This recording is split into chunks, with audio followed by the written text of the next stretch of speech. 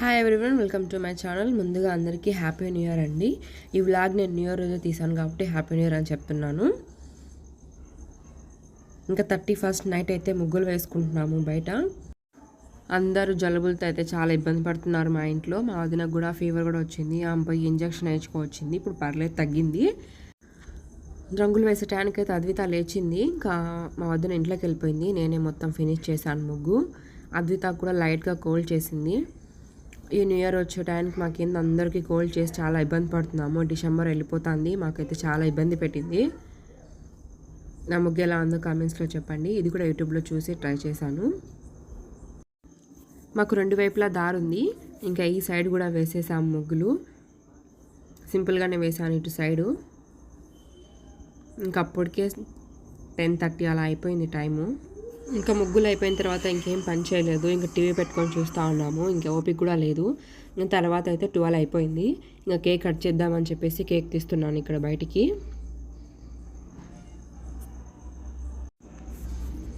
ఇంకా ప్రోగ్రామ్స్లో కూడా కేక్ కట్ చేస్తున్నారు 12 అయ్యే తలకే. ప్రోగ్రామ్స్ చూస్తూ ఉన్నాము. ఈ కేక్ అయితే తీసుకొని వచ్చారు మా అన్న మా నాన్న వెళ్ళి ఈవినింగ్. 2025 హ్యాపీ న్యూ ఇయర్ అని రాశారు. చరణ్ అద్వితతో కేక్ కట్ చేద్దాం అనుకున్నాము. ఆ టయానికి అయితే ఇద్దరు నిద్రపోతున్నారు. చరణ్ అయితే లేలేదు. ఇంకా మా నాన్న వదిలే, ఇబ్బంది పెట్టద్దు, నువ్వే కట్ చేయని చెప్పేస్తే నేనే కట్ చేస్తున్నాను అక్కడ. ఇంకా మా అమ్మకైతే తినిపించేశాను. చరణ్ నిద్రపోతున్నాడు ఆ మంచంలో పడుకున్న దగ్గరే. టీవీలో సెలబ్రేషన్స్ అయితే చూస్తూ ఉన్నాము న్యూస్లో.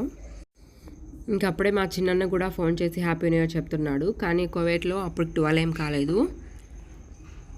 మన ఇండియా టైం ప్రకారం అయితే మాకు ఫోన్ చేసి విషెస్ చేశాడు. ఇక్కడ మా నాన్నకి నేను తినిపిస్తున్నాను కేకు. తర్వాత అయితే మా అన్న మా వదిన వచ్చారు బయటికి. ఇంకా వాళ్ళు కూడా కేక్ కట్ చేసుకున్నారు. అది వీడియో అయితే తీయలేదు, నేను మర్చిపోయాను. ఇంకా మార్నింగ్ అయితే పూజ చేస్తున్నాను ఇక్కడ.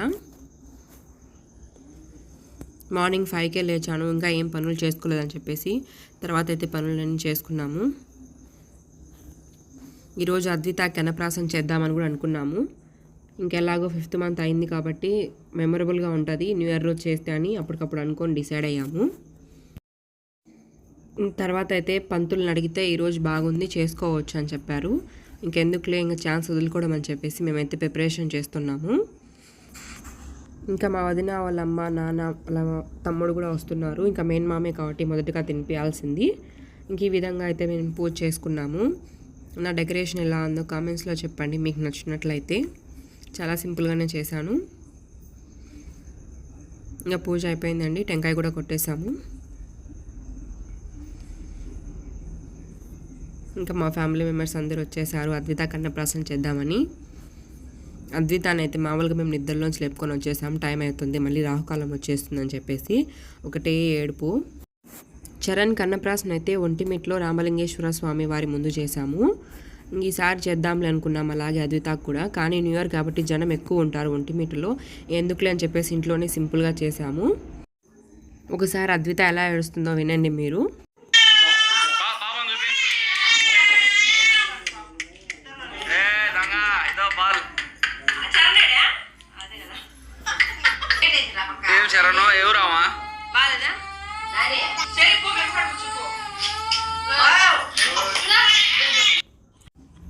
అద్వితాకు భలే కోపము. నిద్రలో లేపిన, ఆకలి వచ్చినా నిద్ర వచ్చినా తట్టుకోలేదు, ఏడుస్తూనే ఉంటుంది.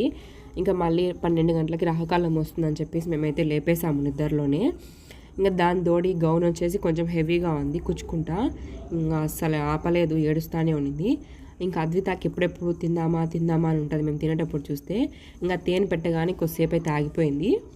ఈ అన్నప్రాసన చాలా అని ముందుగా అనుకునింది మా నాన్నే. తొందరగా చేసేస్తే ఏమైనా పెట్టచ్చు, మేము తింటా అంటే చూస్తానే ఉంటాను అద్విత. మాకు తెలియకుండా మా నాన్న అయితే ఏదో ఒకటి పెడతానే ఉన్నాడు, బిస్కెట్ అలాంటివి. ఇంకెందుకు ఆమె కూడా తొందరపడతానని చెప్పేసి తొందరగా అయితే అన్నప్రాసన కూడా చేసేసాము.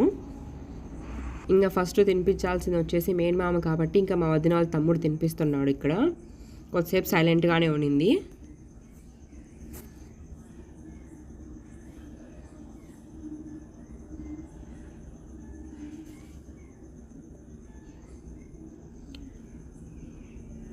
ఇంకా వెండిది గిన్నె, స్పూను, గ్లాస్ తీసుకొచ్చారు మా వదిన వాళ్ళమ్మ. ఇంక దాంట్లో నుంచే తినిపిస్తూ ఉన్నాము.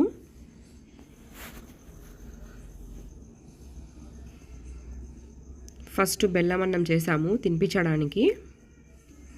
ఇంకా అదే తినిపిస్తున్నాడు. కాలుతా ఉండింది, చిన్నగా తీసుకొని ఉప్పు వెళ్ళి పెడుతున్నాడు.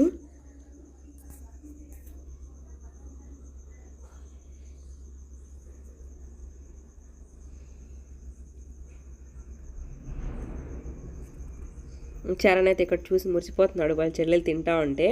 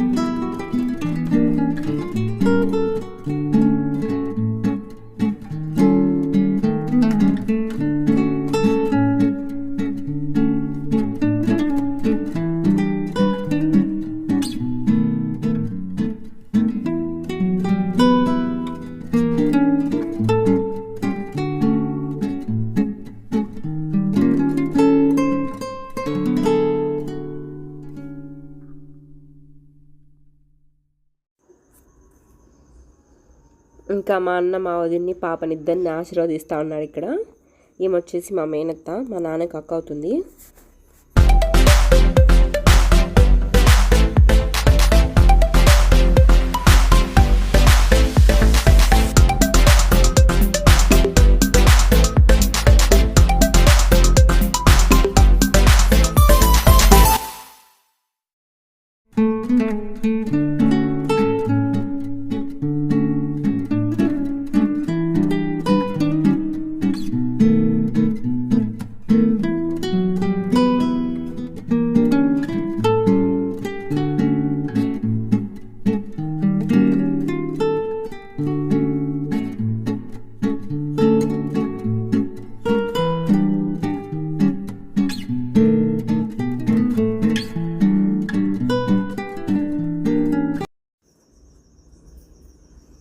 ఇక్కడ చరణ్ అయితే వాళ్ళ చెల్లెళ్ళకి తినిపిస్తూ ఉన్నాడు. చరణ్కి ఒకరు తినిపించాలా, అలాంటిది చరణ్ చెల్లెళ్ళకి తినిపిస్తూ ఉన్నాడు.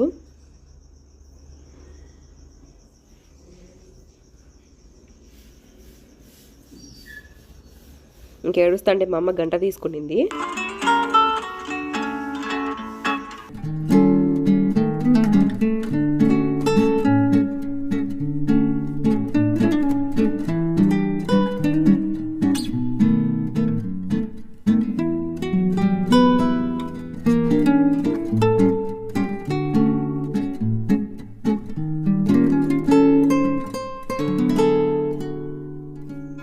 ఇంకా అన్నప్రాసన ప్రోగ్రామ్ అయితే అయిపోయింది. ఇంక ఇక్కడైతే ఒక చిన్న గేమ్ లాగా ఆడుతున్నాము.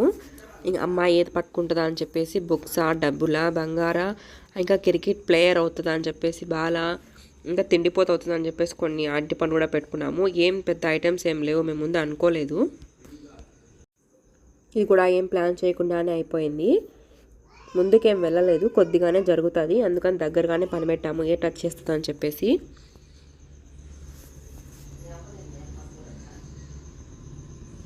ఏడుస్తానే ఉండింది కొద్దిసేపు, మళ్ళీ అయితే గోల్డ్ పట్టుకునేదానికి ట్రై చేస్తూ ఉండింది.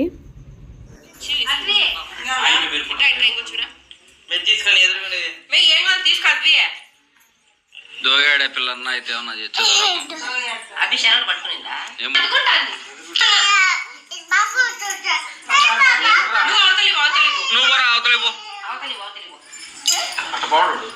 Ball తీసుకోమా please.